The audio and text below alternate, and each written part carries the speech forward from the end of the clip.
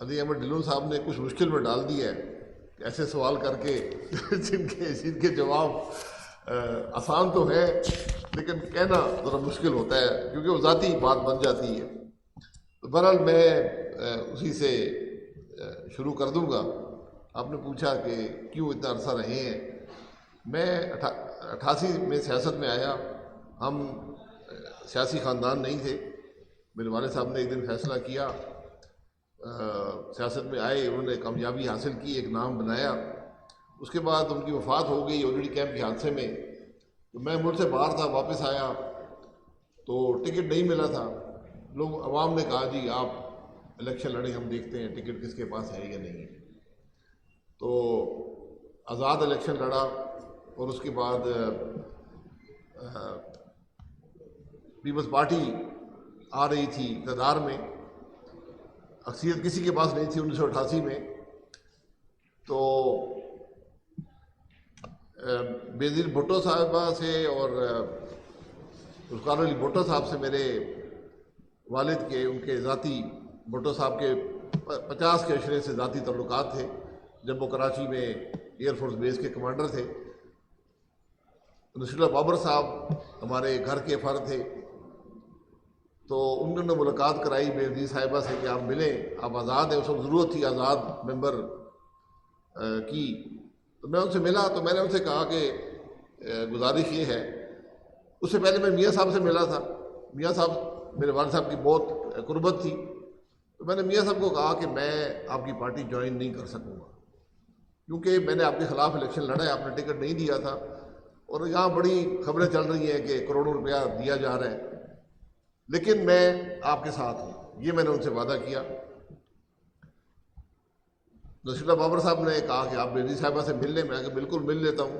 انہوں نے کہا جی، بینظیر صاحبہ نے کہا پارٹی جوائن کریں، تو میں نے کہا جی میں آپ کی پارٹی جوائن نہیں کر سکتا کیونکہ ہمارے حلقے کے جو لوگ میرے ساتھ چلے ہیں ان کی یہ خواہش ہے کہ آپ آئی جے آئی کے ساتھ چلیں۔ لیکن میں نے کہا میں ایک وعدہ آپ سے کر سکتا ہوں۔ اس وقت 109 کی تعداد پہ پرائم منسٹر بنتا تھا، 109 MNA۔ میں نے کہا اگر آپ کے پاس 108 ہوئے تو 109واں میں ووٹ آپ کو ڈال دوں گا، کیونکہ میرا یہ پورا یقین ہے کہ پرائم منسٹر آپ کو بننا چاہیے، اکثریت آپ کے پاس ہے، آپ کو وزیر اعظم بننا چاہیے، لیکن آپ کے پاس 109 ہو گئے تو میں ووٹ خلاف دوں گا۔ اس وقت اسمبلی کے اندر جو ماحول تھا وہ آپ کو، وہ بڑا ایک عجیب ماحول تھا۔ بہت عرصے بعد پیپلز پارٹی آئی تھی، بہت نعرے وہاں پر چل رہے تھے، اور اس وقت آپ کرسی پر کھڑے ہو کر صدر ایک شخص کو نامینیٹ کرتے تھے کہ یہ ووٹ آف کانفیڈنس لیں، آپ اس کے حق میں یا خلاف ووٹ دیتے تھے۔ اور آپ یہ ریکارڈ چیک کر لیں، بینظیر صاحبہ وہاں، ایک میرے والد کے دوست تھے جو اس وقت پیپلز پارٹی سے الیکٹ ہوئے تھے، وہ میرے پاس آئے تو انہوں نے کہا جی کہ آپ مہربانی کریں، آپ خلاف ووٹ نہ دیں، آپ لابی میں چلے جائیں۔ تو میں نے کہا کہ یہ آپ کا حکم ہے یا یہ پیغام ہے؟ انہوں نے کہا یہ پیغام ہے۔ میں نے کہا پھر میں نہیں جا سکتا۔ تو میں نے کھڑے ہو کر بینظیر صاحبہ کے خلاف ووٹ دیا۔ آپ ریکارڈ چیک کر لیں، 22 افراد جو آئی جے کے ٹکٹ پہ الیکٹ ہوئے تھے وہ اٹھ کر لابی میں چلے گئے۔ یہ تاریخی ریکارڈ کا حصہ ہے۔ آپ جو ووٹ حق میں پڑے، جو خلاف پڑے، کو اکٹھا کریں، آپ کو 22 کا فرق نظر آئے گا۔ اور ان میں سے میرے بھائی کئی دفعہ بعد میں وزیر بنے، جو افراد اٹھ کر باہر گئے تھے۔ لیڈی کی سیٹیں آئیں، 20 لاکھ میں لیڈی کی ووٹ بکی۔ اس وقت 20 لاکھ بہت بڑی رقم ہوا کرتی تھی۔ یہ میرے بھائی سے امتیاز جب سر لا رہے جانتے ہیں اس معاملے کو۔ احسن اقبال صاحب کی والدہ 8 ووٹ 8 MNA دیے گئے تھے ہر لیڈی سیٹ پر کہ یہ ان کو ووٹ دیں گے۔ احسن اقبال صاحب کی والدہ جو تھیں، جو پہلے بھی مجلس شورا کے ممبر تھیں، ان کو 0 ووٹ پڑے، وہ ہار گئیں۔ مجھے 4 دیا گیا تھا، بیگم عطیہ عنایت اللہ کا، ہم جو 3-4 انڈیپینڈنٹ تھے کہ آپ نے ان کو ووٹ دینی ہے، تو 8 میں سے 4 ہمارا بھی چلے گئے، لیکن 4 بچ گئے۔ اور ایک پیپلز پارٹی کی خاتون تھیں، اس وقت 8 ووٹوں میں بن رہا تھا، تو انہوں نے کوئی 24 ووٹ لے لیے تھے، اس سے تعداد نیچے گر گئی اور وہ عطیہ عنایت اللہ صاحبہ الیکٹ ہو گئی۔ تو یہ سیاست رہی ہے. اس کے بعد آپ جو چوائسیز ہوتی ہیں ان کے ساتھ ہی رہتے ہیں. تو چوائسیز دو تھیں، پیپلز پارٹی میں جائیں یا آئی جی آئی، مسلم لیگ، نون لیگ، اس کے اندر چل جائیں. تو میرے لیے بڑا واضح فیصلہ تھا، میرے حلقے کے عوام بھی اور میرا خود بھی، کہ یہ بہتر جماعت ہے، یہ بہتر قیادت ہے. میاں صاحب کی 90 کی جو پالیسیز تھیں وہ بہت کامیاب پالیسیز تھیں. پرائیویٹائزیشن کا عمل شروع ہوا، اس میں میں بھی شامل تھا. میں نے تو اس لیے وہ وقت اور 2023 تک میں مسلم لیگ نون کی سیاست کو، لیڈرشپ کو دوسری جماعتوں سے بہتر سمجھتا تھا، اس لیے اس کے ساتھ چلا ہوں. سیاستدان شیشے کے گھر میں رہتا ہے، تو جو کچھ ہم نے کیا نہیں کیا وہ سب آپ کے سامنے ہے، کوئی بات ڈھکی چھپی نہیں ہے. یہ مجھ سے اگر کسی نے سوال کرنا ہے کہ آپ کا کیا رویہ رہا ہے مسلم لیگ نون میں، آپ نے کیا کیا یہ نہیں کیا، مجھ پہ تنقید کرنے کا حق کسی اور کو حاصل نہیں ہے. صرف ایک شخص کو حاصل ہے مسلم لیگ نون میں، اس کا نام ہے محمد نواز شریف. جو میرے بارے میں بات کریں گے مجھے قبول ہے، اچھی کریں بری کریں مجھے قبول ہے. ایک تعلق تھا، ایک ذاتی تعلق آج بھی ہے. ان کی سیاست سے میرا اتفاق تھا. مشکل ترین وقت میں ان کے ساتھ رہا. میں نے کبھی نہ وزارت مانگی نہ عہدہ مانگا، اس کے بھی گواہ میاں نواز شریف صاحب. آج لوگ آج الیکٹ ہوتے ہیں، وزارت ایک دن پہلے مانگتے ہیں. میں 26 سال کے بعد وزیر بنا تھا، MNA بننے کے 26 سال کے بعد میں نے 20 ذمہ داریاں نبھائی. میں PIA میں، مجھے میاں صاحب نے کہا، میں ادھر بھی چلا گیا، ادھر بھی کام کیا، پرائیویٹائزیشن میں کام کیا. ایک ممبر سے شروع ہوا کمیٹی کے، ڈیفنس کمیٹی بھی میں نے سربراہ اس کا بنا، وغیرہ وغیرہ. یہ ساری جو تجربہ ہے یہ حاصل کیا. تو جب میں وزیر بنا تو میرے لیے کوئی مشکل بات نہیں تھی. 35 سال سیاست میں، 20 سال اپوزیشن میں گزارے، 5 سال اقتدار میں رہے، جس میں 4 سال 2 مہینے وزیر رہا، 10 مہینے وزیر اعظم رہا، اور اس سے پہلے کے 5 سال اپنی جماعت کی اندرونی اپوزیشن میں گزارے. ایک چیز جو آپ حضرات کو نظر نہیں آتی وہ یہ ہوتی ہے کہ جماعت کے اندر کیا ہوتا ہے، کیونکہ وہاں ماحول ایسا ہوتا ہے کہ وہاں پر کوئی شخص اپنی مکمل رائے دینے کی کوشش مشکل ہوتی ہے، کیونکہ اس کے آپ پہ اثرات ہو سکتے ہیں. تو جماعت کے فورم میں لیڈرشپ سے ڈس ایگری کرنا یہ سب سے مشکل کام ہوتا ہے سیاست. جو اب بتایا جاتا ہے نا کہ حاکم وقت کے سامنے حق کی آواز بلند کرنا، یہ اگر آپ وہاں پر حق کی بات کر سکیں یہی سب سے بڑی سیاسی کامیابی ہوتی ہے. اس کے لیے میرے جو دوست مسلم لیگ نون کے ساتھی ہیں، میں ان کو گواہ بنا سکتا ہوں اگر میرے بارے میں کوئی بات کرنا چاہیں کہ میں نے کبھی خوش آمد کی ہو، کبھی کوئی اور بات جو مجھے جس کو درست نہ سمجھتا اس کے خلاف بات نہ کی ہو تو میں قصوروار ہوں. جس دن مجھے وزارت عظمیٰ کی بات کی گئی، مجھے اس سے پہلے، اس میٹنگ سے پہلے علم نہیں تھا. تو وہاں پر کیا ہوا، وہاں پر 28 لوگ تھے جو آج مسلم لیگ نون کی ساری قیادت ہے. اس دن کے بارے میں آپ نے پوچھنا ہے تو ان میں سے کسی سے پوچھنا اس دن کیا ہوا. تو وہ باتیں اپنی جگہ پر ہیں. اس لیے میں ایک بہتر سوچ، ایک بہتر جماعت کے ساتھ رہا، ایک بہتر قیادت کے ساتھ رہا. یہ وقت سارا گزر گیا، 2018 کا الیکشن آ گیا، اس میں مجھے ہروایا گیا. میں نے کوئی اس کی پرواہ نہیں کہ ٹھیک ہے. مجھے بڑی ٹیلی فون کالیں آئیں کہ ایک شخص ہے وہ اس نمبر پہ بیٹھے ہیں، کال کر لیں آپ کا الیکشن ٹھیک ہو جائے گا. میں کہا جی آپ نے مجھے ہرا دیا، کوئی بات نہیں، میں الیکشن پہلے بھی 8-9 جیت چکا ہوں، ایک ہار گیا تو کوئی قیامت نہیں آ جائے گی. اس کے بعد آج سے چند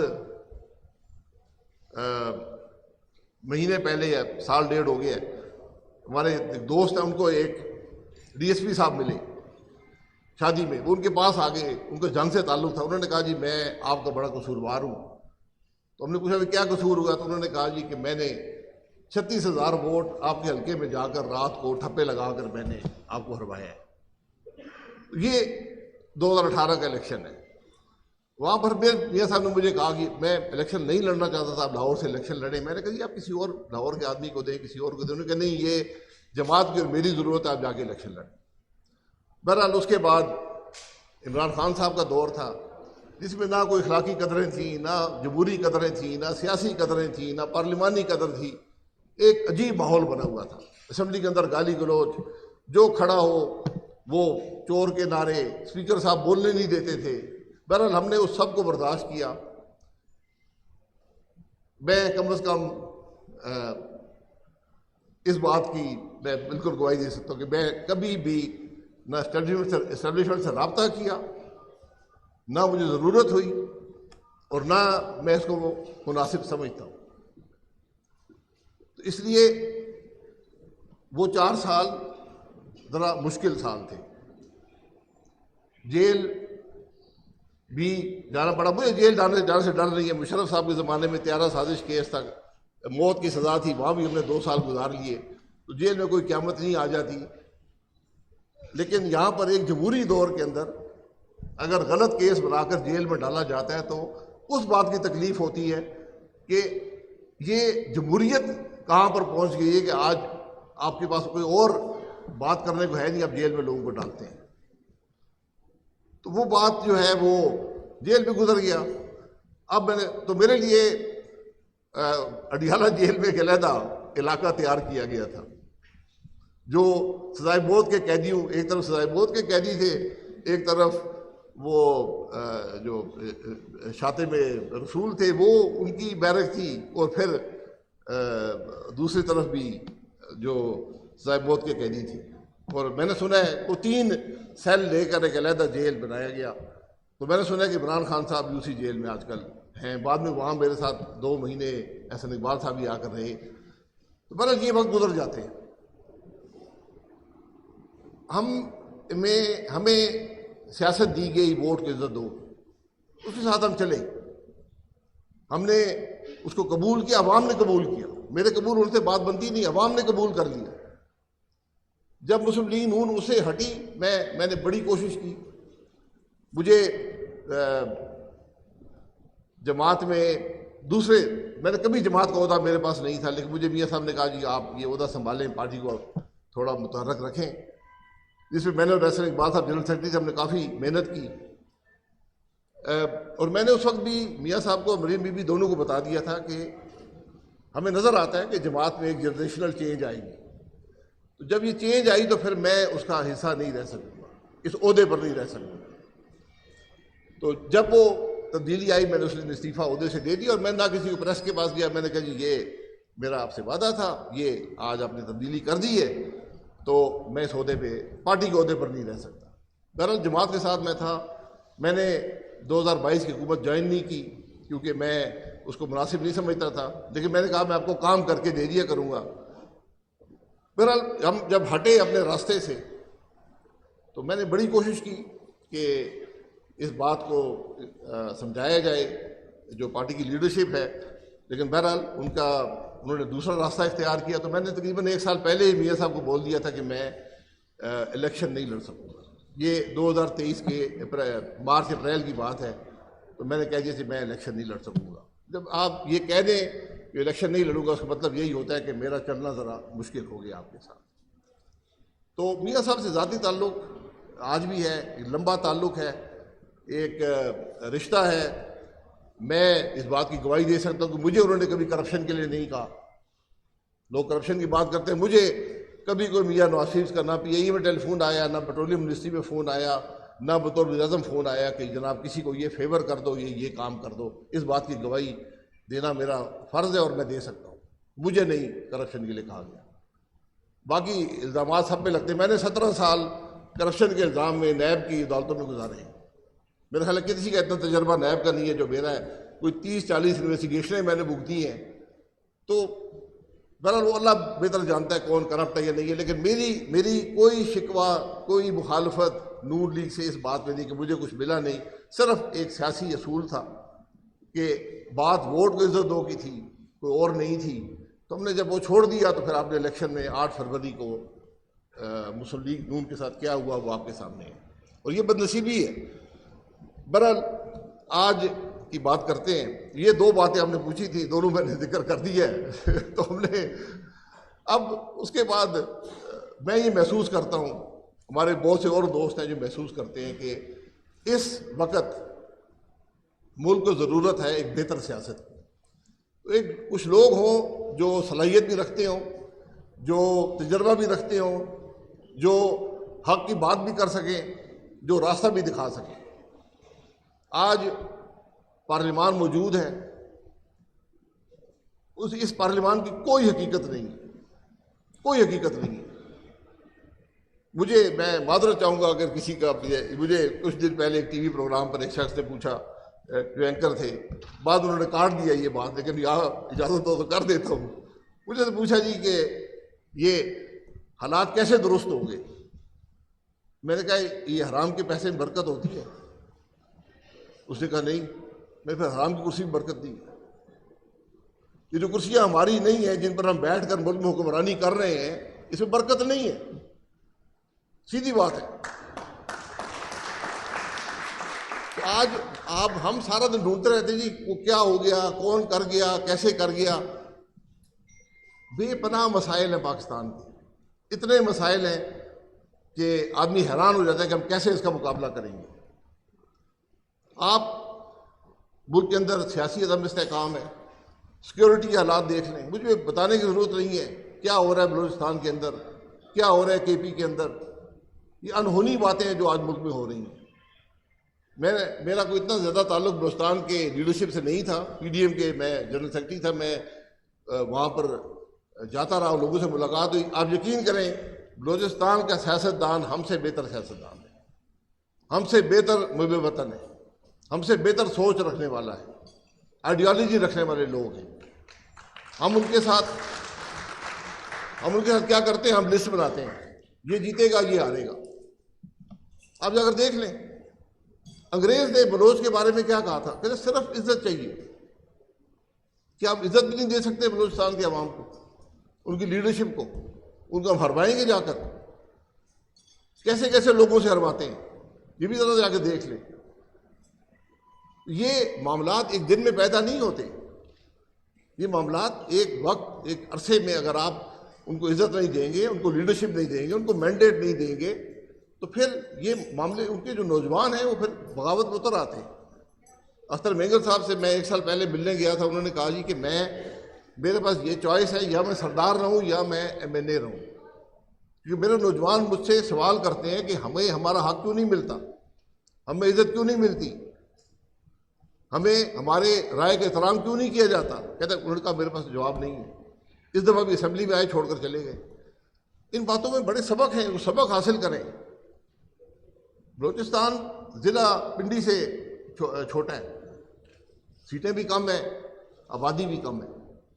اگر ہم ایک ضلع کا بھی احترام نہیں کر سکتے، اور وسائل، آج بلوچستان کو پاکستان کا امیر ترین صوبہ ہونا چاہیے تھا، کیا ہم نے ان کے وسائل کا حصہ ان کو دیا؟ ہم نے ان کو لیڈرشپ نہیں دی اپنی، ہمیشہ باہر سے لیڈرشپ مسلط کی گئی۔ میں نام نہیں لینا چاہتا، آپ سارے تاریخ دیکھ لیں کہ وہاں پر کون لیڈرشپ میں رہا ہے، وہاں سے کون آیا، اس نے کیا کیا ہے۔ بہرحال یہ کے پی کے اندر کیا کوئی خبریں میں نے ٹی وی پر نہیں دیکھی، لیکن سوشل میڈیا پہ ساری چل رہی ہیں کہ لکی مروت میں کیا ہوا ہے۔ انوکھی بات ہے، پولیس کہہ رہی ہے ہم مقابلہ کریں گے دہشت، آپ ہٹ جائیں۔ یہاں پر پولیس سہارا مانگتی ہے، رینجر بھیج دیں، فلانا بھیج دیں، وہاں پولیس کہہ رہی ہے یہ دہشت گرد ہم پہ حملہ آور ہو رہے ہیں، ہم ان کا مقابلہ کریں گے، آپ ہٹ جائیں راستے سے۔ بہرحال عجیب بات ہے۔ اب پھر ایک معاشی عدم استحکام ہے، معیشت مکمل طور پہ تباہ ہو گئی، اور مجھے افسوس اس بات کا کہ کوئی مجھے ہاتھ پیر مارتا وہ نظر نہیں آتا، حکومت کے اندر کوئی وہ سوچ نظر نہیں آتی جو معاشی مسائل کو حل کر سکے گی۔ آپ کو کوئی تکلیف نظر آنی چاہیے نا، آپ کی سوچ نظر آنی چاہیے کہ ہم معیشت کے مسائل کو حل کیسے کریں گے۔ آپ تو ہر دن گزارنے کے چکر میں رہتے ہیں کہ آج یہاں سے 2 روپے مل جائیں گے، یہاں اس کو 2 بانٹ دیں گے۔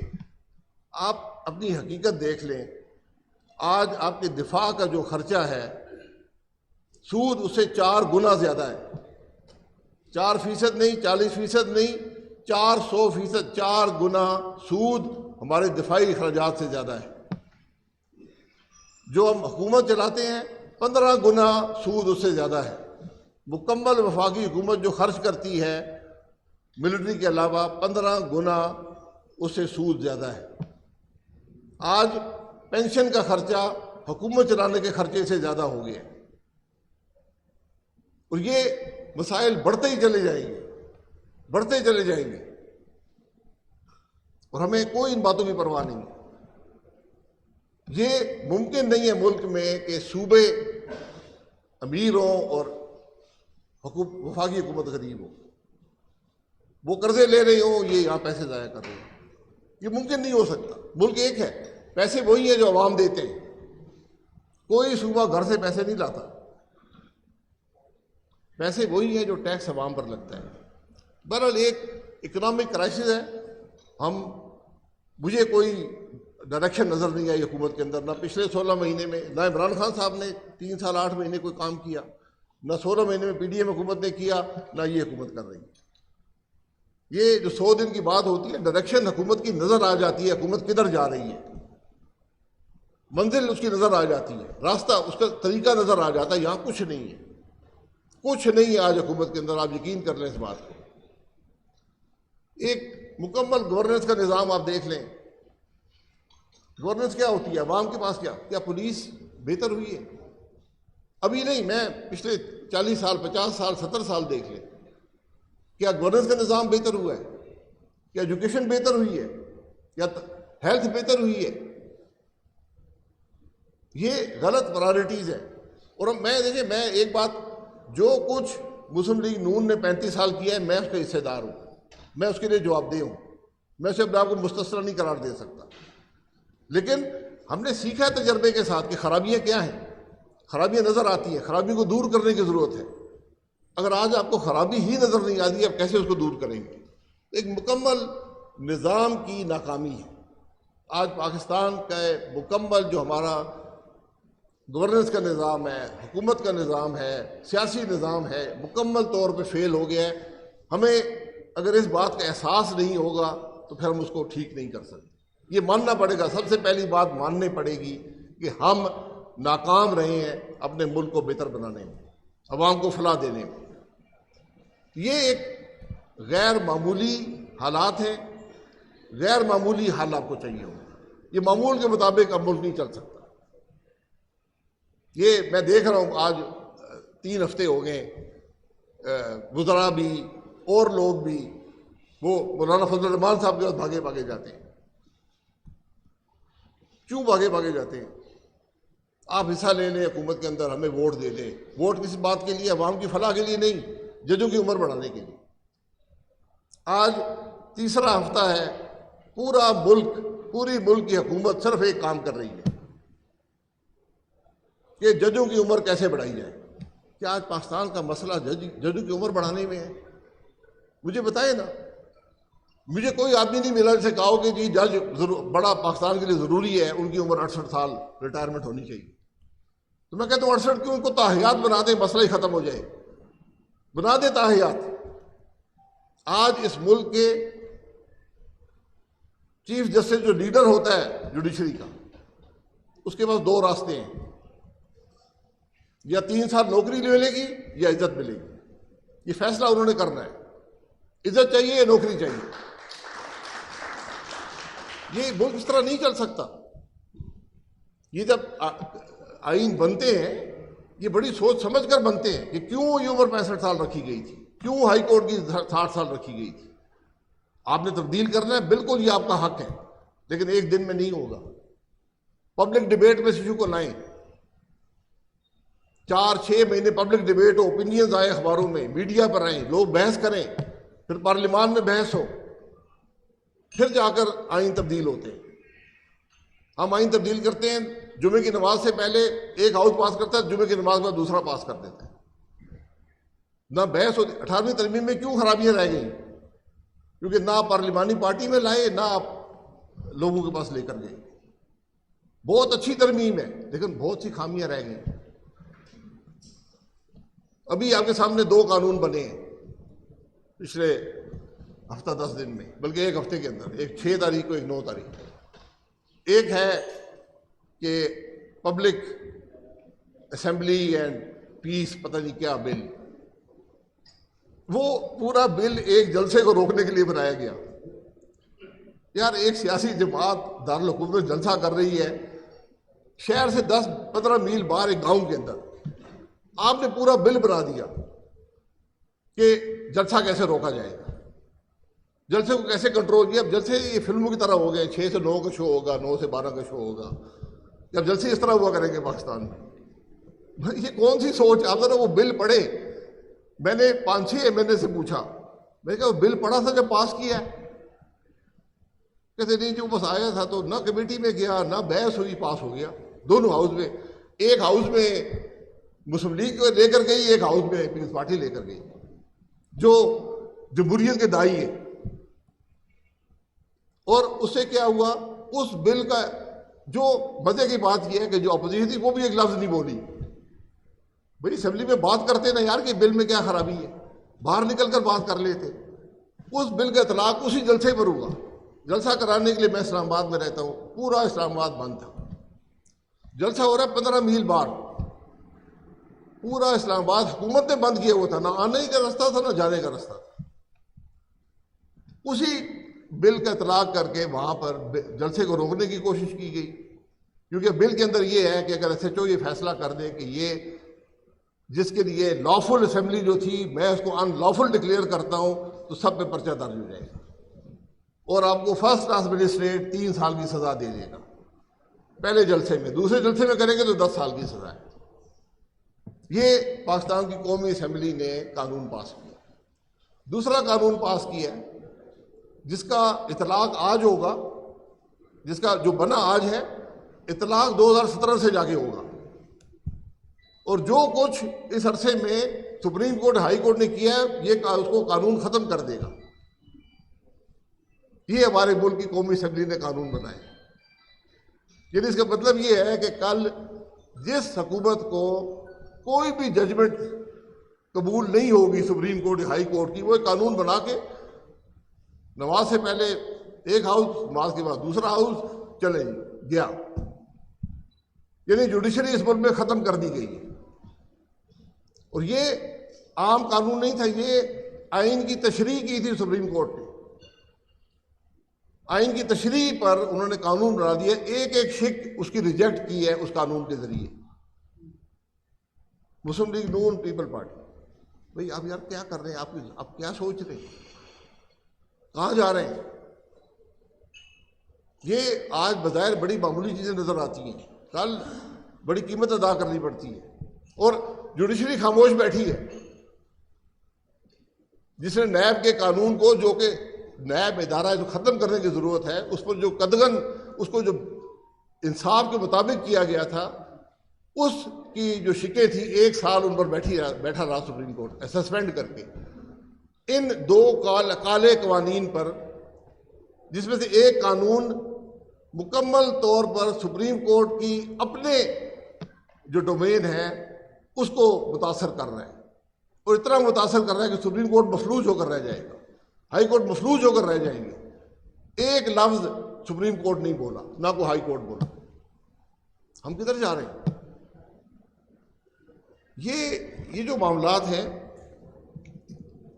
اور پھر عوام کے مسائل کی بات کبھی کسی نے کی ہے؟ 7 مہینے پارلیمان کو ہو گئے، ان کی قانون سازی دیکھ لیں، ان کی پالیسیاں دیکھ لیں، ان کی باتیں سن لیں. ایک لفظ بھی آج تک عوام کے بارے میں نہیں آیا. اضافی ٹیکس کیسے لگانا ہے، جلسے کیسے بند کرنے ہیں، سپریم کورٹ کو کیسے مفلوج کرنا ہے، ہم نے کیسے ججوں کی عمر بڑھانی ہے. یہ آج پاکستان کے مسائل ہیں حکومت کی نظر میں. عوام کی بات نہ حکومت کر رہی ہے نہ اپوزیشن کر رہی ہے. یہ پہلا موقع ہے. پہلے حکومت کچھ کرتی تھی، اپوزیشن بات کرتی تھی، عوام کی بات کرتی تھی. اپوزیشن نے جلسہ کیا ایک لفظ عوام کے بارے میں وہاں نہیں بولے. مجھے کیوں گرفتار کیا بس یہی وہاں پر خبر تھی. کسی کو گالی نکال دی, کسی کی ہتک کر دی, کسی کی بےزتی کر دی اور جلسہ کر کے گھر آ گئے. یہ سیاسی قدریں کہاں گئی ہیں؟ ملک کہاں پر جا رہا ہے؟ اور پورے معاشرے کے اندر نفاق پڑ گیا ہے. آج ہماری سیاست صرف ایوانوں تک یا سیاسی پلیٹ فارم تک محدود نہیں ہے. آج سوسائٹی کے اندر ایک دراڑ پڑ گئی ہے, معاشرے میں دراڑ پڑ گئی ہے, گھر میں دراڑ پڑ گئی ہے. ہم اس کو درست نہیں کریں گے تو کیسے حالات درست ہوں گے؟ تو نہ اپوزیشن, نہ حکومت کو کام کر رہی ہے, نہ اپوزیشن اپنا کردار ادا کر رہی ہے. اب ہر شخص پوچھتا ہے جی حل کیا ہے؟ حل کیا ہے؟ ملک کے حل کیا ہے؟ پہلے آپ مسئلے کو سمجھیں گے تو حل نظر آئے گا. مسئلہ کیا ہے؟ ہم یہاں پر کیوں پہنچے؟ ایک بنیادی بات ہے, ایک آئین سے انحراف. آپ پاکستان کا کوئی مسئلہ لے لیں, سیاسی عدم استحکام لے لیں, معاشی عدم استحکام لے لیں, آپ کوئی مسئلہ پاکستان کا لے لیں, اس کی کڑی اگر جڑے گی آئین سے انحراف سے. پاکستان کا ایک خوبصورت آئین ہے, بڑی سوچ سمجھ کر بنایا گیا, کنسنسس سے بنایا گیا. اس کے اندر ہر بات کی تفصیل موجود ہے. بہت کم آئین میں ایسی باتیں ہیں. اور صرف وہ نہیں ہے, حلف موجود ہے. ہر آئینی, حکومتی, فوجی, عدلیہ کے عہدیدار کا حلف موجود ہے, آئین کا حصہ ہے. مجھے یہ کہتے ہوئے تکلیف بھی ہوتی ہے, دکھ بھی ہوتا ہے. آج ہمارا ہر آئینی عہدیدار ہر روز ملک کا آئین توڑ رہا ہے. پھر کہتے ہیں ملک کیسے چلے گا؟ ملک نہیں چلے گا. اس کو آئین کے مطابق لے کر آئیں. آپ آئین توڑنے کی اجازت آپ کو نہیں ہے, آئین قبول کرنے کی اجازت آپ کو نہیں ہے. اگر آئین میں کوئی کمی ہے, خرابی ہے, اس کو دور کر لیں. یہ آپ کا حق ہے. یہ اس ملک کے عوام کا حق ہے کہ ان کے نمائندے جنہوں نے آئین بنایا ہے وہ آئین کی ترمیم بھی کر سکتے ہیں. لیکن وہ آئین کی ترمیم دلیل کی بنیاد پر, کسی عوام کے مقصد کے لیے وہ ترمیم ہونی چاہیے. اگر آپ کو آج جو آئین کے اندر معاملات موجود ہیں اگر آپ کو پسند نہیں ہے تو بالکل بیٹھ کر ترمیم کر لیں. لیکن یہ آپ کو حق نہیں ہے کہ آپ آئین کو قبول ہی نہ کریں. آپ سب جانتے ہیں کیا کہ ملک کے اندر کیا ہو. ایک آئینی عہدیدار مجھے دکھا دے جو اپنے آئینی حلف کے مطابق کام کر رہا ہو. پھر کہتے ملک نہیں چلتا. ملک کیسے چلے گا؟ آپ الیکشن بنیاد ہے پارلیمانی جمہوریت کی. میں نے 10 الیکشن لڑے ہیں. ہر الیکشن میں دھاندلی ہوئی ہے. کبھی کسی کو ہرانے کے لیے, کبھی کسی کو جتانے کے لیے, کبھی کسی کی طاقت بڑھانے کے لیے, کبھی طاقت کم کرنے کے لیے. ہم پتہ نہیں کس دنیا میں رہتے ہیں. اگر آپ یہ سمجھیں کہ اس ملک کے جو لوگ ہیں وہ اپنا فیصلہ کرنے کے قابل نہیں ہیں. ہم یہ کہتے ہیں جب الیکشن میں دھاندلی ہوتی ہے یہ مقصد ہوتا ہے کہ اس ملک کے لوگ جاہل ہیں, ان کو حق حاصل نہیں ہے اپنے فیصلے کرنے کا, ہم فیصلہ کریں گے. یہ ملک ایسے ملک نہیں چلتے. کوئی ملک نہیں چلتا. یقین کر لیں, مجھے کوئی ملک دکھا دے جو ایسے چل سکتا ہو. بھئی ترمیم کر لیں. آپ کہتے ہیں جی ہم الیکشن ہی نہیں کرائیں گے, کہ بھی ترمیم کر رہے ہیں نا, کہتے ہیں جی یہ اسمبلی ساری عمر رہے گی. تو روک سکتا ہے؟ اگر آپ نے ایک گناہ کرنے دے گناہ اور کر لیں. تو یہ اب کس طرف جا رہے ہیں, کہاں جا رہے ہیں؟ عجیب عجیب کام اس ملک کے اندر ہو رہے ہیں. عدل کے نظام کو دیکھ لیں. میں حقیقت سے ان کو 100 سال دینے کو تیار ہوں. دو یہ وعدے ہم سے کر لیں یہ جج کہ ایک جو ججز کی سلیکشن کا پروسیجر ہے پارلیمان اور عوام کے سامنے ہوگا. یہ بھی بدلے نظام کے اندر کہ جج کیسے بنائے جاتے ہیں, ان کے عوام کے سامنے پارلیمانی کمیٹی ان کی اسکروٹنی کرے گی ٹی وی لگا کر. یہ آدمی جج بننے آیا ہے, یہ اس کی حیثیت ہے, یہ اس کی قابلیت ہے, یہ اس کا ماضی ہے. پھر جا کر عدل کا نظام ٹھیک ہوگا.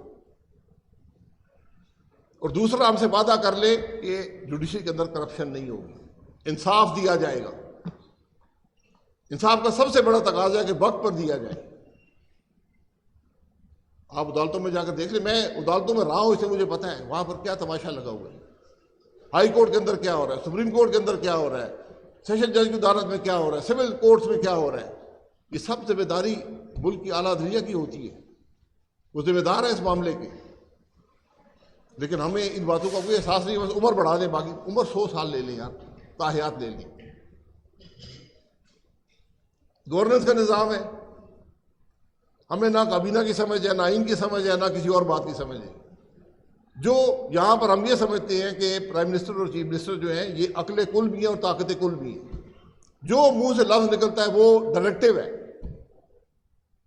پارلیمانی نظام یہ نہیں ہے،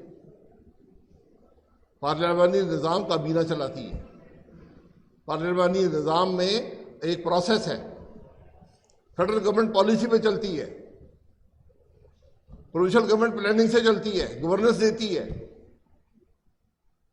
جس نظام کا حال یہ ہو کہ یہ فلانا افسر بڑا لائق آدمی ہے، اس کو لگا دیں، میں اس کو جانتا ہوں، یہ میرا WC ہوتا تھا، بڑا اچھا افسر ہے، یہ ٹھیک کر دے گا، اس طرح نہیں ہوتا۔ آپ کو نظام درست کرنے ہیں۔ میں مری کا رہنے والا ہوں، میرے اسکول لاہور سے نہیں چل سکتے، میں آپ کو حقیقت سے بتاتا ہوں۔ 13 کروڑ کا صوبہ ہے، نہیں چل سکتے، راجن پور کے نہیں چل سکتے، بکر کے نہیں چل سکتے، میاں والی کے نہیں چل سکتے، ہسپتال نہیں چل سکتے۔ یہاں کوئی اتنی بڑی صلاحیت نہیں ہے کہ یہ چلا لیں گے۔ طریقہ کیا ہے؟ آپ ضلع کی سطح پہ جس طرح پاور ڈیوالو ہوئی فیڈرل گورنمنٹ سے پروونشل گورنمنٹ میں، اپنے اختیارات ضلع کی سطح پہ لے کر جائیں، ضلع کی حکومتیں ہوں، صوبے بالکل برقرار رکھیں، کوئی بات نہیں ہے، لیکن ان کو ان کی آبادی کے مطابق پیسے دیے جائیں، وہ اپنے اسکول چلائیں، اپنا اسپتال چلائیں، اپنی پولیس ہو، اپنا نظام ہو انتظامیہ کا۔ کسی تحصیل میں جائیں، 2 وفاقی افسر بیٹھے ہوئے، کیوں بیٹھے ہوئے؟ وفاقی افسر کا تحصیل میں کیا کام ہے؟ یہ جی ڈپوٹیشن پہ آئے ہیں، 17 گریڈ میں ڈپوٹیشن میں آتے ہیں، 22 میں جاتے ہیں، نہ صوبہ چلا سکتے ہیں، نہ وفاق چلا سکتے ہیں، پھر کہتے ہیں ملک نہیں چل رہا۔ نیب ہم نے رکھا ہوا ہے، جس ادارے نے ملک کو تباہ کر دیا ہے، 25 سال، یہ اس سال نیب کو 25 سال ہو جائیں گے نومبر میں۔ 25 سال میں نیب جو بنا تھا سیاست دانوں کے احتساب کے لیے، اس نے ایک سیاست دان کنوکٹ کیا 25 سال میں، ایک، محمد نواز شریف، اور وہ کیس بھی پہلے دن سے دونوں کے کیس مشکوک تھے، اور ایک دن بھی ہائی کورٹ میں نہیں ٹھہر سکے۔ یہ کارکردگی ہے نیب کی۔ نیب کی وجہ سے کوئی سرکاری افسر آج کوئی کام نہیں کرتا، کوئی فیصلہ نہیں کرتا۔ جس ملک میں وزیر اعظم کے منہ پر سرکاری افسر کہتا ہو کہ میں سمری نہیں بناؤں گا، میری ٹرانسفر کر دیں، مجھے نیب پکڑ لے گی، آپ کل نہیں ہوں گے۔ میرے سامنے سیکرٹری نے کہا کہ جناب یہ سمری بنوا رہے ہیں، اس میں میری وکیل کی فیس بھی ڈال دیں، مجھے تو نیب نے پکڑ پکڑنا۔ پاکستان کا کرپٹ ترین ادارہ آج نیب ہے۔ ہم وہ ملک ہیں جس کے احتساب کا ادارہ اس ملک کا کرپٹ ترین ادارہ بن چکا ہے، اور ہر جماعت آئی ہے دل سے لگائے ہوئے نیب کو۔ ایک عامر نے بنایا اپنے مقاصد کے لیے، سیاست چلانے کے لیے، اس کے بعد پیپل پارٹی آئی، دل سے لگائے ہوئے، مسلم لیگ آئی، دل سے لگائے ہوئے، PTI آئی، دل سے لگائے ہوئے، PDM آئی، دل سے لگائے ہوئے۔ یار آپ کون سی سوچ رکھتے ہیں؟ کیا کر رہے ہیں؟ آپ کو پتہ نہیں ہے ملک کیسے چلے گا؟ پھر کہتے ملک نہیں چلتا، فیصلے نہیں ہوتے۔ بھی فیصلے نہیں ہوں گے تو آج ضرورت ہے کہ ملک کے نظام کو مکمل طور پر بدلا جائے۔ کوئی آپ کے پاس راستہ نہیں ہے، یہ نظام کو چھیڑنے سے معاملہ نہیں چلے گا۔ آپ کو مکمل طور پہ ایک نیا نظام ملک کے اندر لے کر آنا ہے کہ ملک کیسے چلے گا، رشتے کیا ہوں گے اداروں کے درمیان۔ آپ پچھلے 85 سے آج تک سارا ریکارڈ لیجسلیشن کا منگا لیں، حکومت کے فیصلوں کا منگا لیں، ایک فیصلہ اگر آپ کو عوام کے حق میں ملے گا، 100 فیصلہ حکومت اپنے لیے کرتی ہے، لیجسلیشن اپنے لیے کرتی ہے کہ کس طرح ہمیں آسانی ہو عوام کو دبانے میں، کس طرح ہمیں آسانی ہو عوام کو یہی محکوم رکھنے کے لیے۔ یہ ان کا طریقہ ہے. ہم دنیا کا واحد ملک ہے جو اپنے شہریوں سے یہ نہیں پوچھ سکتا کہ تم ٹیکس دیتے ہو یا نہیں دیتے ہو. اور حالت یہ ہے کہ آج اگر آپ ایک ڈاکٹر ہیں یا خود کام کرتے ہیں، یا دو مثالیں، ڈاکٹر ہیں یا وکیل ہیں جو خود کام کرتا ہو اور آپ کی پریکٹس چلتی ہے، آپ پہ 49.5% ٹیکس ہے. جو آپ کمائیں گے آدھا حکومت کو دینا ہے. کوئی دیتا ہے پاکستان میں؟ جو تنخواہ دار ہیں، جو زیادہ تنخواہ لیتے ہیں، ان کا 39.5% ان کا ٹیکس ہے. یہ دنیا میں صرف وہ لوگ یہ ٹیکس لگاتے ہیں، وہ حکومتیں لگاتی ہیں جو پیدائش سے مرگ تک اپنے شہریوں کی ذمہ داری اٹھاتی ہیں. جو حکومت عوام کو تکلیف کے علاوہ کچھ نہ دیتی، اس کو ٹیکس لگانے کا حق ہی نہیں ہے. تو ہماری حالت یہ ہے کہ ہم ٹیکس لگانے کی پوزیشن میں نہیں ہے. ہم نے جان بچانے کے لیے نان فائلر بنائے ہوئے. اب آپ ٹیکس کے نظام کو سب پہ کیوں نہیں اطلاق کرتے؟ جو حضرات یہاں بیٹھے ہیں جو انکم ٹیکس ادا کرتے ہیں، آپ پارلیمان کے ممبر واحد لوگ ہیں جن کا ٹیکس ریکارڈ پبلک ہوتا ہے. اب ذرا منگا کے دیکھ لیں. جو لوگ ملک کے عوام پر ٹیکس لگاتے ہیں خود ٹیکس ادا نہیں کرتے، اور ان سے پوچھنے والا کوئی نہیں. نظام سارا بنا ہوا ہے. جو ٹیکس ادا کرتے ہیں، آپ اپنے جو ٹیکس کا ریکارڈ ہے، یہ میں پچھلے 20 سال سے FBR سے پوچھ رہا ہوں، تو آپ کا ایک ٹیکس نمبر ہے. بھائی ٹیکس نمبر کی کیا ضرورت ہے؟ شناختی کارڈ میرے پاس ہے. میرا شناختی کارڈ نمبر ہی میرا ٹیکس نمبر ہے. آپ نے کیوں ایک لیئر اوپر لگائی ہوئی ہے؟ اس کا کسی کے پاس جواب نہیں.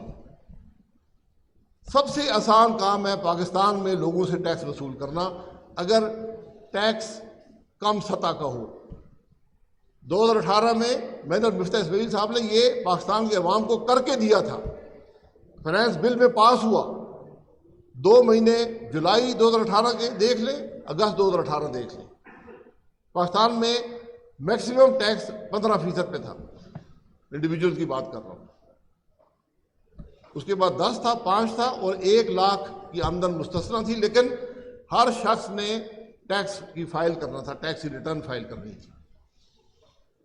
آپ کے پاس 12.5-13 کروڑ شناختی کارڈ ہولڈر ہیں. یہ سارے ذمہ دار شہری ہیں، ووٹ ڈالتے ہیں، ملک کے معاملات میں حصے دار ہیں. اگر ان کی آمدن ہے، ان کو ٹیکس بھی ادا کرنا ہے. سیدھی بات ہے. لیکن ٹیکس 50% نہیں ہوگا. یہ ابتدا کریں. کبھی کہتے ہیں ہم تاجروں کو ٹیکس لگائیں گے.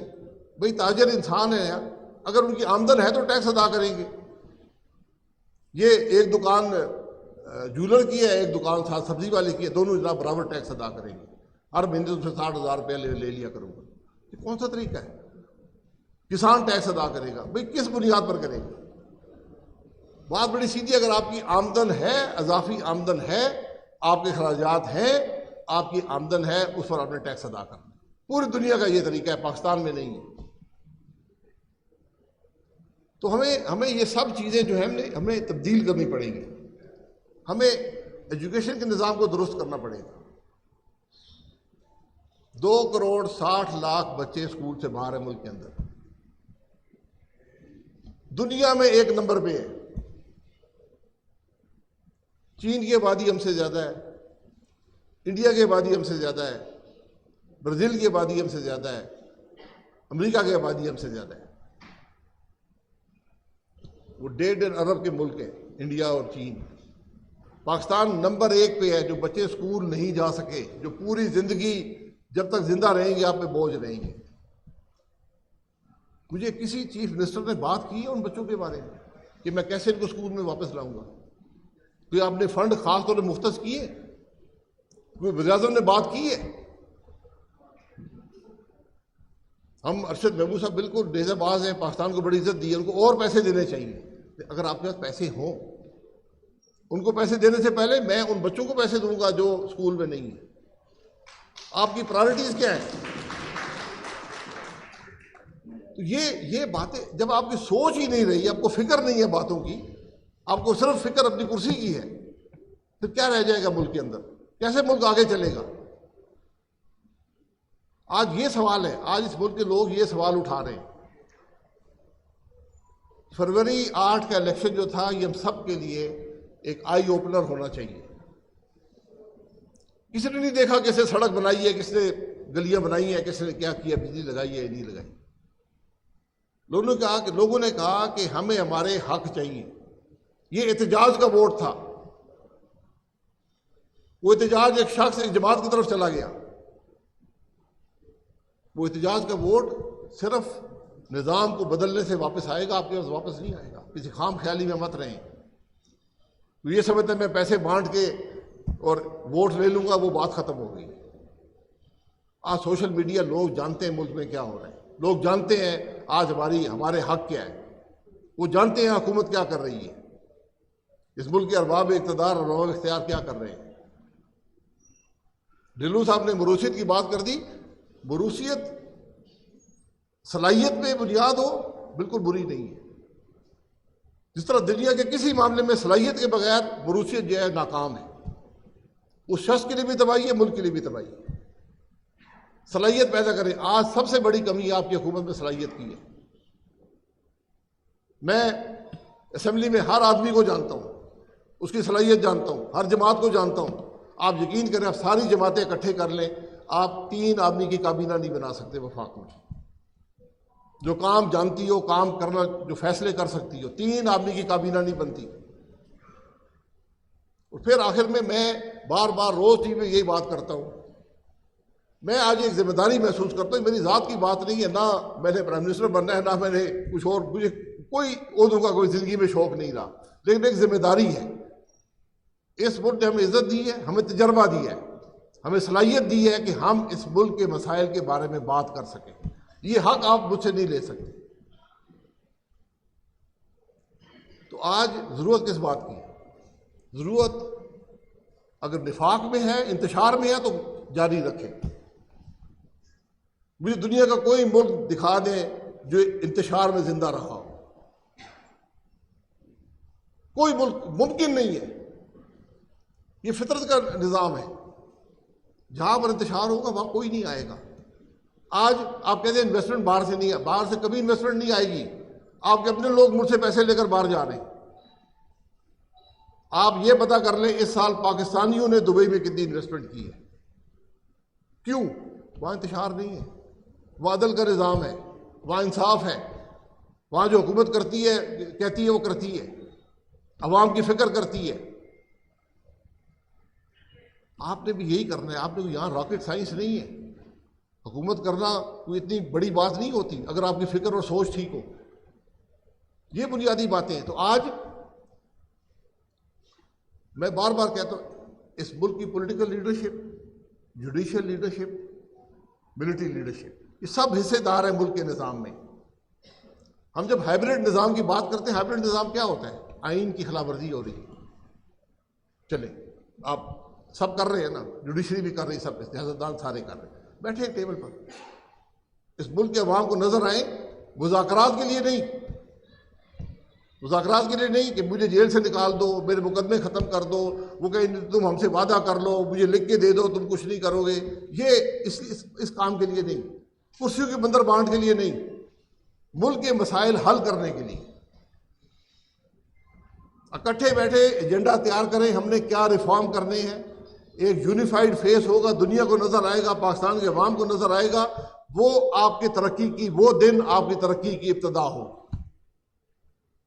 اس کے علاوہ آپ کی کوئی اور سوچ ہے، کچھ نہیں ملے گا، کچھ نہیں ملے گا۔ میں جب سے سیاست میں آیا ہوں 10 آرمی چیف آ چکے ہیں، 24 چیف جسٹس آ چکے ہیں، ملک وہیں پہ کھڑا ہے۔ سب اچھے لوگ تھے، سب اچھی باتیں کرتے تھے، لیکن ملک کو کیا دیا؟ پیمانہ یہ ہے کہ کیا آج آپ کا ملک ترقی کر رہا ہے، کہ آپ کے عوام کے حالات بہتر ہیں پہلے سے؟ یہ بنیادی باتیں ہیں جس کی آج ضرورت ہے۔ آج ضرورت مزید انتشار میں نہیں ہے، تفریق میں نہیں ہے، نفاق میں نہیں ہے۔ آج آپ کا حل اتفاق میں ہے۔ یہ بات یاد اگر آپ کو سمجھ آ جائے، پھر معاملہ آگے بڑھے گا، ورنہ مشکل بات ہے۔ بہت شکریہ.